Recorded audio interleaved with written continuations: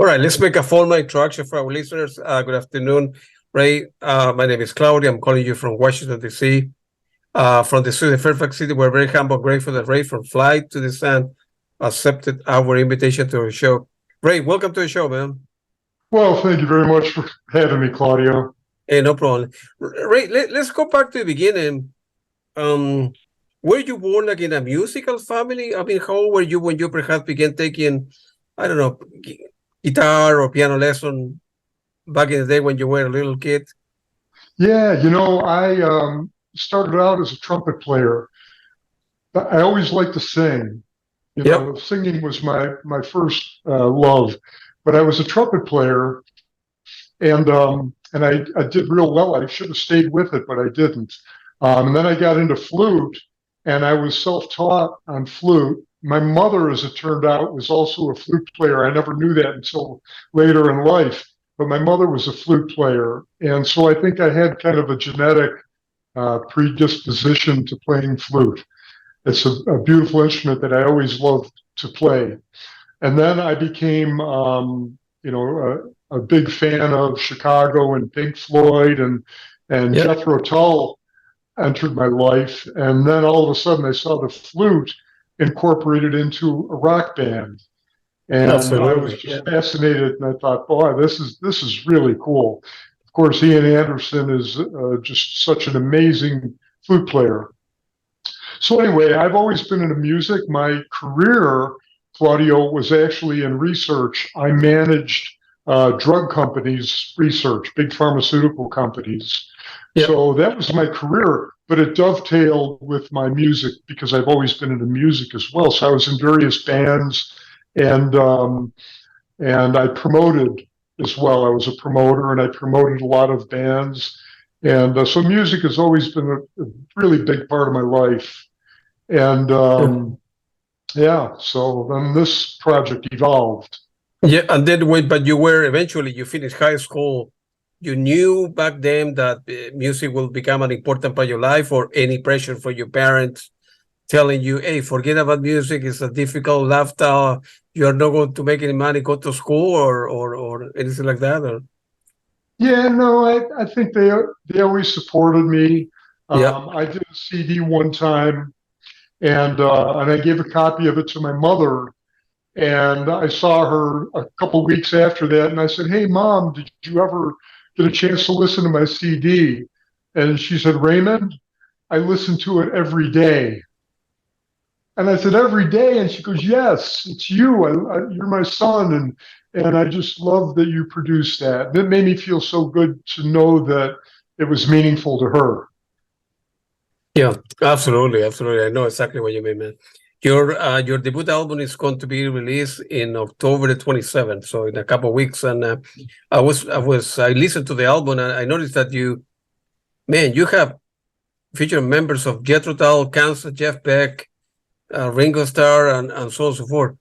How you were able to get a hold of all these people? I mean, those are big names, difficult to manage, difficult. Never mind the music, but different personality, different style, different life. I mean, it's like a managerial problem, in my opinion, not just a music problem, right? Putting everybody in the room and, hey, I want you to play like that or to do like that. I'm not a musician, so it's not that easy, I imagine, right? Right. Well, going back to my management experience and managing pharmaceutical companies, Yeah. I had good training in managing people, and I was very detail oriented, and I was good with people, and that was my skill. So once I decided to do this album, I thought, I want to get the best band that I can possibly assemble. And I knew many, many musicians, but Yeah. I wanted I wanted this album to be something really unique and special. So Mhm. I sat down and I thought about who I would get based on the style of these songs. And it just built very naturally. I knew all of these musicians, Andrew Giddings from Jethro Tull, who I had known well through my association with Ian Anderson and Jethro Tull. and brought Andrew in, Jennifer Batten, who is just what do you say about Jennifer? She's amazing. Absolutely, yeah. And I called her. I said, "Hey, what do you think?" And she goes, "Yeah, let's do this." And so I had like the best female guitarist in the world, and Andrew Giddings, who Andrew is just a very incredible keyboard player, but he also did a lot of Ian Anderson, his production work. So Andrew had great producer skills as well as a great keyboard player, which I needed. I needed those producer skills to put these songs together because they're fairly complex, big Absolutely, yeah. production type songs, And so Andrew was very important.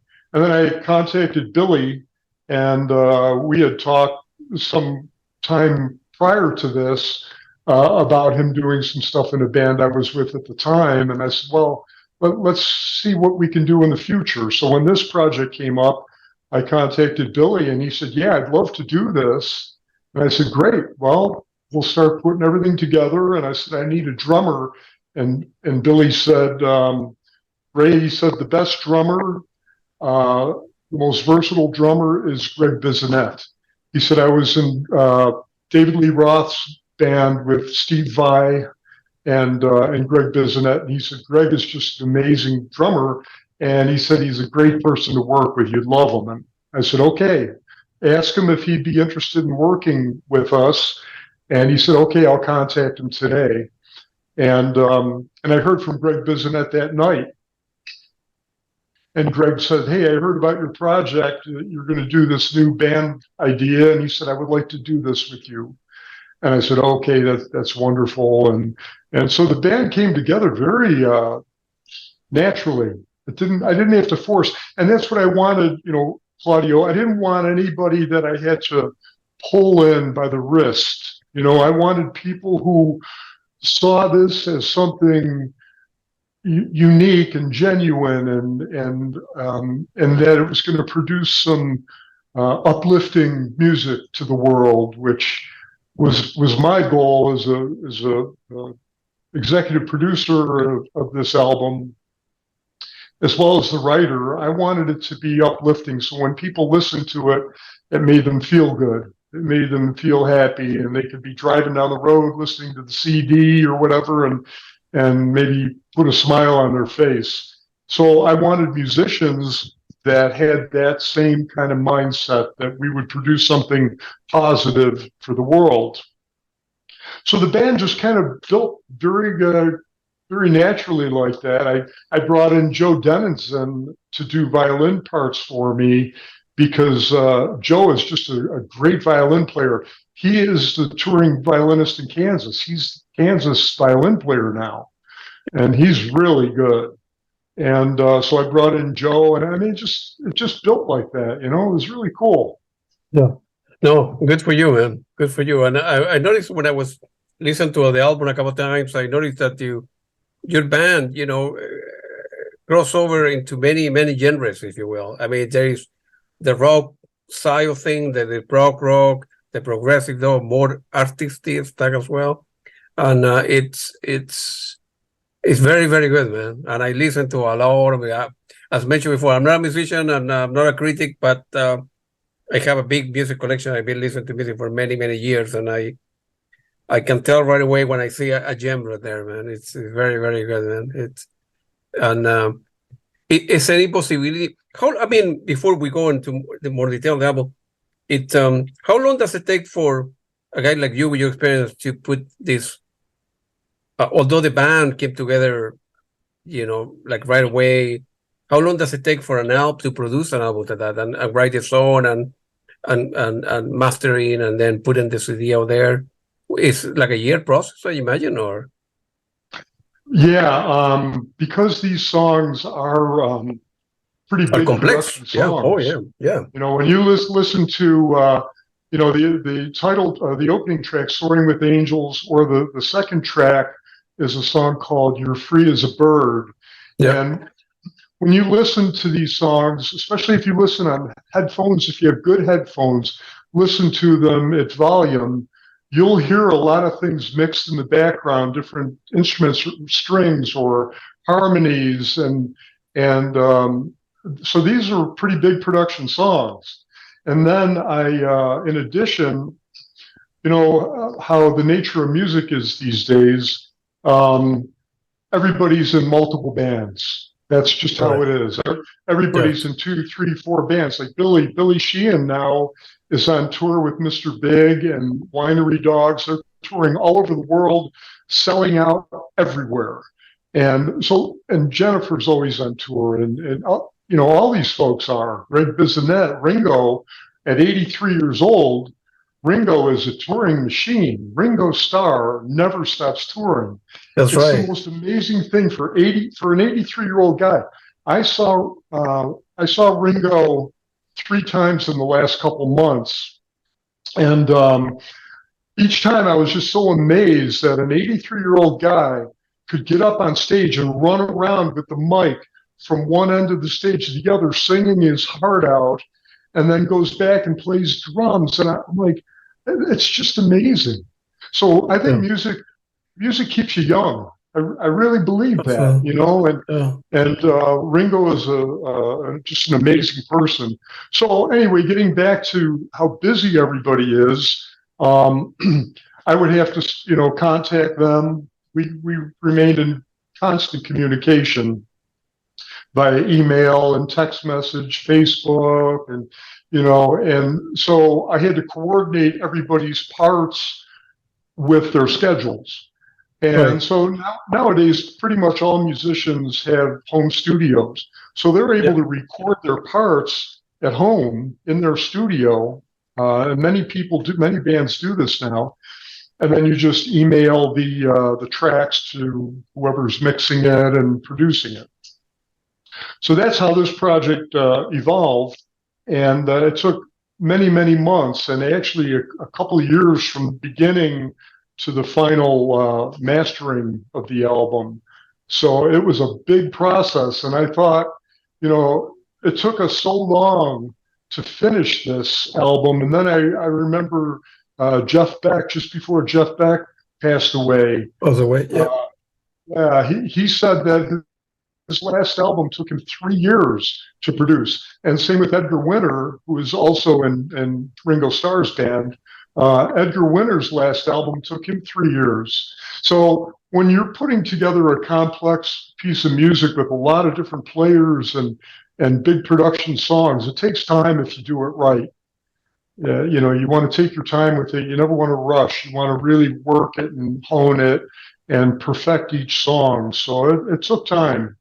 Yeah. Like you mentioned, all the names that you have on the album are the best of the best, and those people in turn are touring and playing with other band and doing same kick and so forth. Is there a possibility of touring down the road with this album and other tracks? And if so, how you will be able to manage? Because like you say, some people play with this band, other people play with that band. How you will go to, because I imagine that will be a big demand for listen to you guys playing live, Well, thank you. I think there would be as well. As far as touring, it's all a matter of scheduling and prioritizing. So if the demand was there for this album, say a couple songs on the album took off and they got really big, and we we're getting a lot of attention, and we felt that a tour was worthwhile, then certainly we could do that. I've had a few people ask me about touring, and I always say, it wouldn't be fair for me to put other musicians in this band, because the music is so complex and so beautiful that I would want this band, if we were to tour, I would want Billy and Jennifer and Andrew and Gregg and all these players. So it would just be a matter of scheduling. And if the demand was there and financially it was worthwhile for us, then anything is possible. So yeah, we'll just have to see what happens. I've got a big following now in India. One of the songs on our album is called Taj Mahal, and Yeah. it's about the Taj Mahal, right? And Yeah. so, we've got a huge following already in India. I've been doing interviews in India, and they all want us to tour over there, and I'm sure we could play to very big crowds in India, but we'll just have to wait and see. Let's let the universe decide what's in store for us, and but as I say, anything's possible. How are you able to nowadays, promote the album, obviously with social media and PR, but beside that, it used to be the case that, I don't know, 20 years ago, and people were buying a lot of CD, people were buying a lot of vinyl and cassettes and so forth. Nowadays, as you know, the appetite for folks have changed, and they want a digital, they want to download anything. If you were to put music on Spotify, you don't make any money because you need to have like a million hits to make the $10, right? Right. You can use Bandcamp and you get 90% of the dollar, but that necessarily is not necessarily will make it into a tour or will bring the attention of touring manager or promoter to take a risk on you guys and say, okay, let's do 10 gigs, 5 gigs to begin with. This city, that city, that city, that city, right? And it's I imagine that it's not that easy, although the product is very good. It takes a lot of managerial skills, a good strategy to put to put a touring together, right? Yeah, well, I put a lot of thought into this. My wife is really big on marketing. Yeah. She's got a lot of marketing background. So we've put a lot of thought into this. And what I've decided to do with this album is not put it on streaming media for free on, AWOL and Spotify and all those streaming media platforms. It's a new project. It's not worth it for us to do that and give it away because we had big expenses to Absolutely, right. Yeah. record like this, and it just wouldn't be fair to give it away. It wouldn't be fair to me or my band members to just say, okay, thanks for your hard work. Now we're going to give it away. So I thought about that. And what we're going to do is we're going to allow the songs to be downloaded for 99 cents. Yeah. So that way, if there's 2 or 3 songs on the album that they really like, they can download those songs for 99 cents. And that way the band is making revenue. We're not giving it away. And then we'll also sell CDs on Amazon because still a lot of people, there were 50 million CDs sold last year. So a lot of people still do buy CDs, surprisingly, especially people in our age range of 40 to 70 or 80-year-old people. We still like CDs, and we have big physical CD thing. Yeah. Yep. A lot of people do. So, but if the album is really, really good, they'll still buy the CD. So we're going to sell CDs on Amazon, and we're going to have paid downloads on Apple Music and Amazon Music. And the way we're going to get the word out to people about all this is through radio. I'm still a believer in radio. The thing I like about radio is, the band doesn't make revenue from it. However, radio gets the word out. Radio plays your music, and people will be driving down the street and they hear Soaring with Angels or whatever, and they'll go, wow, who is this? This is a new band. And it generates interest. So that's what I love about radio, because it's a random, spontaneous thing where people can't just go and buy and go to Spotify and you can select a song and listen to it anytime you want. With radio, it's a random, spontaneous thing where people can't just get it whenever they want it. It'll just be playing on the radio one day, and they'll go, hey, I really like that song. I'm going to buy that CD, or I'm going to look up the website of that band. And so that's the approach we're taking. I think eventually we will probably release it for Spotify and all those streaming platforms, because people want that, and I understand that. I Yeah, listen to Spotify myself. It's a great yeah, yeah. library music, but I still like radio. We're going to be, as of October 23rd is our impact date. We're going to be played on probably about 5,000 radio stations. So radio is going to be a big thing for us. And that's how we're going to get the word out about our project. And in addition to that, I have radio promoters, and I have Yeah. great publicists. I've got a great publicist here in the U.S. Called Glass Onion, Billy James. I don't know if you know Billy, Yeah, yeah, yeah, but Billy James is awesome. So he'll get us reviews on print media all over the world, and so that's another way we're going to get the word out. Is Billy will be sending out for reviews, and between reviews and radio, people are yeah, going to find out about us. I've got yeah. another publicist in India who's just done an amazing job. I've done so many interviews in India, and so this is what you do. You have to you have to put the money into it to get the project to take off. People won't find out about us unless they hear about Just us. you You have spend to make a money, great try to record, listen, right? Right. right? So that's why I love radio and Yeah. print, magazines, and get reviews, and Right. that's the approach that we're taking with this. Yeah, like a good example could be, right, put an ad in Prog magazine that, Yes, everybody read, and you can buy whatever, a quarter of a page or 1/8 of a right. page, and then, here you can listen to our music, a link to your website with some tracks, right, a video.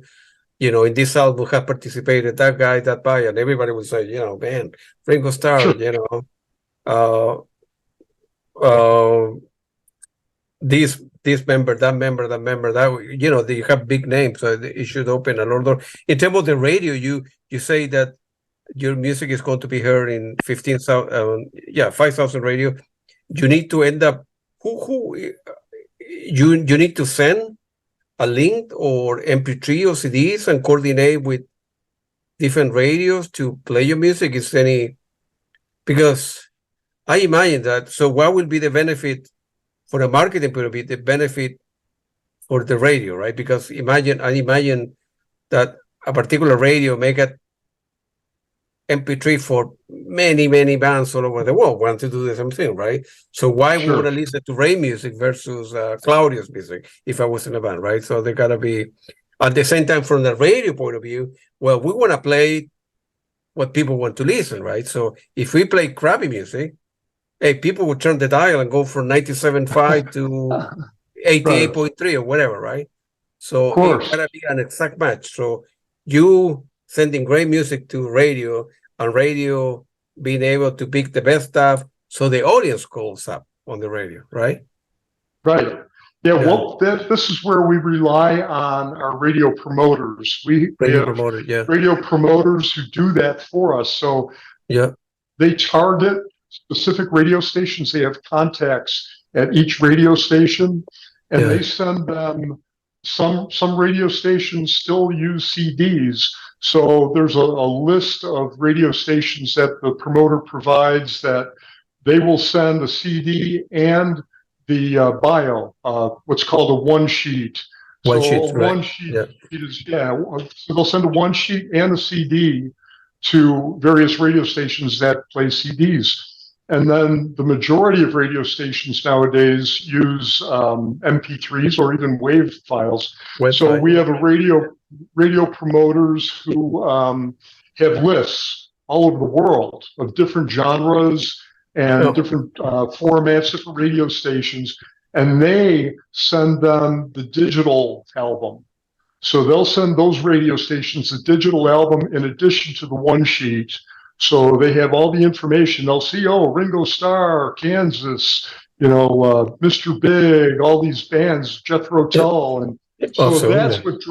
that's what draws them in. The one sheet. They'll look at who is in this download. this album download, and they'll go, wow, look at these players. That's what draws them into playing it. And then when they hear the music, they go, hey, this is cool music. Let's put this on the air. So this is the business model for that, and it works very well. Yeah, absolutely. And I thank you. And I saw the video as well, and it's very, very good, man. I mean, Of which one? The video that was listed on your website, or I think with the video on YouTube as well that I was able to listen, and it is very, very good as well. You know, this is the Soaring with Angels. Yeah, I forgot the track. Yeah, it's excellent. Very good. Jennifer Batten is a genius. Not only a great guitar player, but she is a video producer, and she produced those. And she's amazing. So yeah, that video, and we have another video out there that we just released on YouTube of Taj Mahal. So I recommend you check out, your listeners check out Taj Mahal, because that's a really beautiful video that Jennifer put together of our song, and that was actually Taj Mahal is being presented to the government of India, Prime Minister Modi. And all of his council generals got copies of Taj Mahal, and we have allowed them to use it for their tourist functions. If they want to play our video or play the song Taj Mahal, we've given them permission to do that. India has a population of 1.6 billion. Absolutely, right. So if the government of India is playing our song for meetings or whatever, then that gets us a lot of exposure. So, but it was kind of our gift. We weren't looking to make money from it. It was kind of our gift to the people in the government of India. And so yeah, 1.6 billion people. So for every million downloads we get of Taj Mahal, that's $1 million for the band. That's right. Yeah. So hopefully we'll get a lot of downloads, and I can pay everybody and make everybody happy. So yeah. And I'm quite sure. I'm quite sure that will open a lot of doors there, because so people in India will see the name, will see the Taj Mahal, they will download the music, will buy the music or the whole album or certain tracks, and they want to see you playing live. And since there are 1.6 billion people there, once you announce that you want to be in India somehow, some way, you can scale 20 gigs there, because that city. As you know, India is a huge country, and they love music. So you can do, you can plan 20 or 30 gigs and record that investment of producing their album, because as you know, right, Ben, like, although the people buy music nowadays, it's not what it used to be like 20 years ago, right? So a band will spend whatever, $100,000, release a new album. How to recover that investment? Well, we have to tour, right? And by touring, merchandise and T-shirt, meet and greet, take a picture with the guy, buying CD and buying. That's what you in my hypothetical example, recover that $100,000 that you end up spending, right? And a play here India, in DC. I think we would play to very big crowds in India. They would want to see this band because of the people that are in it. I mean, even if they didn't know about our album, they would go, "Oh my God, Billy Sheehan, Jennifer Batten, Gregg Bissonette." I mean, they would come just to see these guys perform, right? Absolutely. So we could play to, we would play to very big crowds in India. I did an interview late last night in India with a great radio network over in India called Big FM, and they have radio stations and millions of listeners. And that's what he asked me too, is he said, would you guys come over to India to tour? Because you would play to huge crowds here. Absolutely. And I said, yeah, well, maybe, but it's a 27-hour flight. So it would have to, it'd have to be worthwhile financially for us to do it. But we might be able to do something. I would love to go to India, and I would love to see the Taj Mahal in person. Yeah. So we'll see what happens. And people around that part of the world, right?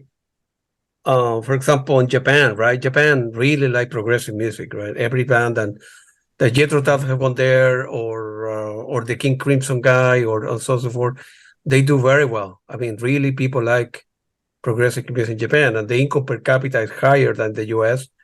So if the ticket being whatever $100, whatever a ticket that people in Japan, there's no problem with the exchange rate, so they will buy. So you can do several gigs there as well. So Yeah, I haven't tapped into Japan. A lot of those countries over there, Philippines, Malaysia, draw yeah. very big crowds for Oh, music like absolutely right. this. Absolutely right. So I mean, we've been so busy with everything, but those are areas that To explore, yeah. we're going to explore them to see if we can find some good promoters over there to help get our word out in Japan and some of these other countries and China. I mean, there's so many, Thailand. Yeah. There would be huge interest for a project like this there. So, but we're hoping that we can get things going in the U.S. That would make things a That's lot the other thing. easier. Here in the U.S., as you know, right? I live in the border with Virginia and Washington D.C., and as every band come this way, whether it's in Maryland or Virginia or Washington, and I mean literally every band come this way Yeah. because the people have good job, well-paying job here. They love music, and the best of the best bands come this way. So I'm able, just to give you an idea, I'm able to see around between 50 and 60 shows a year. That's great. Because all of them come here, being Pat Benatar, Blondie, Peter Gabriel, King Crimson, Jethro Tull, Sting, or this or that. Any band come their way, their solo show. Of course, King Crimson will play in a particular theater of 5,000 people. Sting 20,000 people, but there are so many venues in this area. The income per capita is much higher here because we have well-paying jobs in this, in the DC area. So a good band will sell out, no problem. There, just to give an idea, between Maryland, DC, and Virginia, we have at least 150 important venues. And the distance is about, I don't know, driving from Virginia to DC or from DC to Maryland is only like an hour. So you can get, if you're going to play DC, you get the crowd from Maryland driving to DC or Virginia driving to DC. It's very different than driving, from Texas to, North Carolina or Los Angeles. That will take you a day to get. Here, within an hour or 2 hour range, driving distance, you will have 150 venues. Wow. I should move there. Yeah, some big ones, then you have this theater that are fit 100, 500 people. Like the big names, like the Capital One, were around 20,000 people. So, the Fleetwood Mac would play there, the Genesis play there, the Peter Gabriel, the Billy Joel, and all the big name playing that band. And it's sold out. It's sold out on the majority. So yeah, even so you gotta look into that, right? Yeah, a friend of mine is president of Live Nation. Yeah, good for you, man. Yeah. Yeah, and he could set us up pretty easily with the tour. Yeah. And I'm in touch with him. In fact, he's the one who named our band. Oh, really? Yeah. So I was talking to him one night, and he said, when we were first starting to produce this, and he said, "What's the name of your album?" And I said, "It's called Fly to the Sun." And he said, "Oh, and what's the name of the band?" And I said, "Well, I think it's going to be Ray and the Universe." Yeah. And he said, "Why don't you name your band Fly to the Sun?" And I said, really? And he goes, yeah. He said, that's a great name for a band. It's rock and roll. It's different. It's unique. It's Yeah. cool. Why don't you name your band Fly to the Sun? And I said, gee, I never thought of that. That's not a bad idea. And he said, look it up right now while we're talking. Look it up online and see if that domain is available. Exists. Yeah. So I did, and I typed in flytothesun.com, and it was available. And So I you said, yeah, grab it this right is- away. He said, grab it now before somebody else thinks of it. Grab it now, right now, while you're on the phone. And I did. So we got the domain Fly to the Sun, and that was how it all evolved. And we named the band Fly to the Sun. So yeah, it's a cool name, and I think it's kind of stays with you, you know. Catchy. Yeah, it's catchy. Yeah, it's catchy. Yeah, yeah.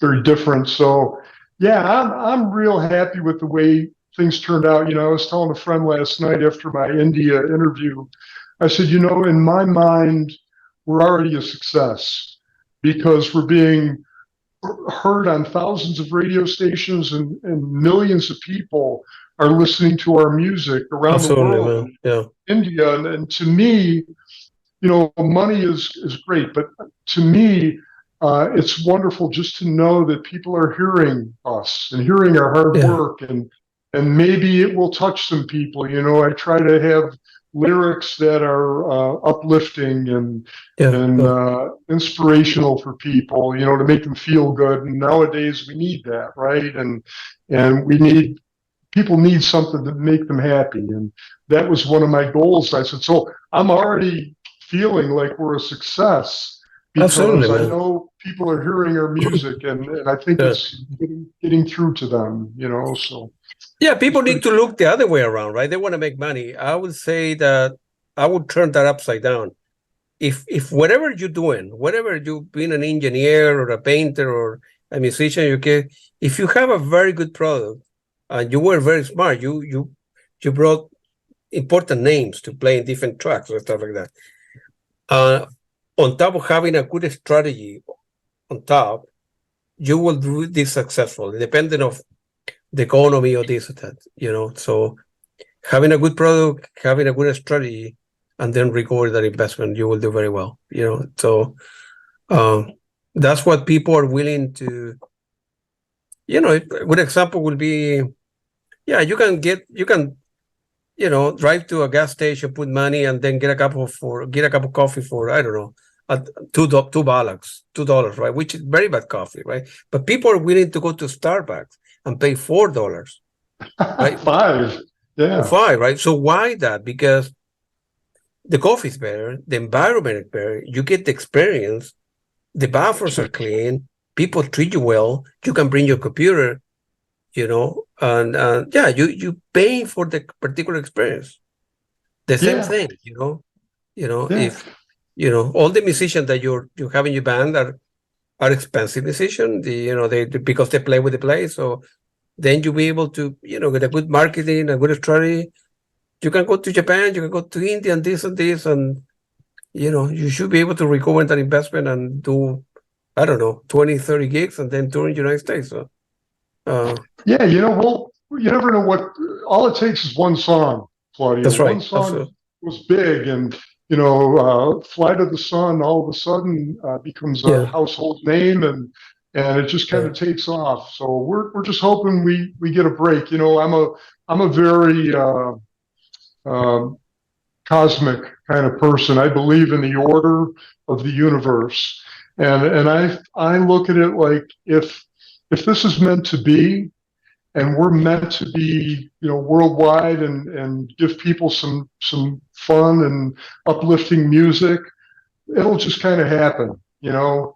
But we have to work hard as well. So it's a combination, you know. I mean, God can only do so much. You got to help him too, right? We're in the physical world, so you have to have the radio promoters and the you know, publicists and all that. And I just feel like, if it's meant to be, it'll just kind of start to happen for us. And everybody in the band feels that way too. You know, everybody feels that this is something really special. You know, really. Absolutely. you don't hear stuff like this Yeah, anymore. I'm with you, man. I'm with you. Don't Yeah, convince me. I will yeah. be the first one buying ticket to go and see you guys playing live. I had a friend call me yesterday, and he had listened to the album for the first time, and he said it was so good just to hear guitar solos again, Yeah, because the absolutely. music nowadays doesn't have that.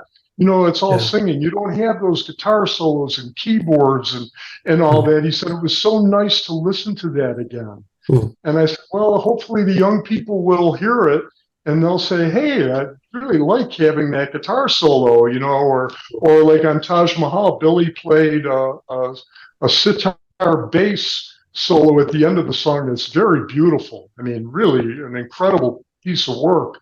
And so, it's just a matter of getting it to people. And once they hear it, I think they'll be drawn in to it, and Oh, then absolutely. Yeah. like you say, they'll see the players and they'll go, wow, look at the people on this in this Yeah. Yeah. band.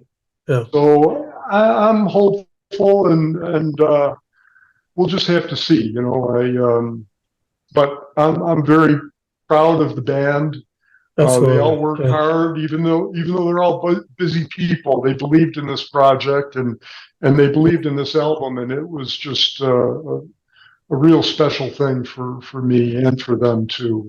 Yeah. So And you have, as I say before, you have many genres inside, different tracks and the keyboard, the solo guitar, the Jethro Tull flavor, the year after flavor, and so it's very good music. And don't forget Europe. In Europe, there are many progressive bands that do very well as well. So you will do all right, man. well, one of the things is, I don't know if you would categorize us as progressive rock or Yeah, progressive pop, maybe yeah, more progressive pop, kind of okay, like yeah, Queen, Genesis, that yeah, kind of Pink Floyd, even.